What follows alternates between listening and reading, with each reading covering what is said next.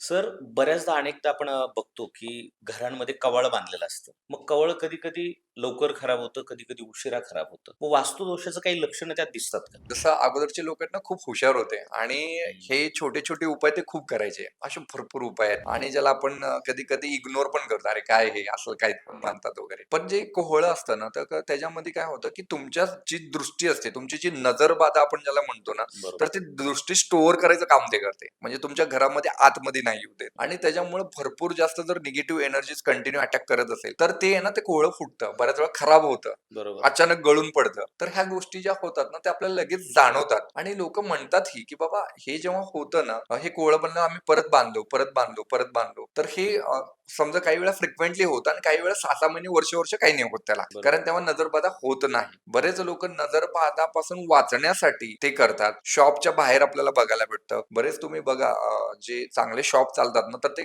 आवर्जून ती गोष्ट करतात. अमावास्येला चेंज करतात, पौर्णिमेला काही गोष्टी चेंज करतात. का बरं करत असेल? लोकं नजरही उतरून टाकतात. का बरं करत असेल? कारण जेव्हा तुम्ही एक पर्टिक्युलर व्हायब्रेशननी त्याच्यावरती अटॅक करता ना, तर त्या कोळ्याला माहिती आहे, की एनर्जी स्टोअर करायची आणि त्यामुळे ते खराब होतं.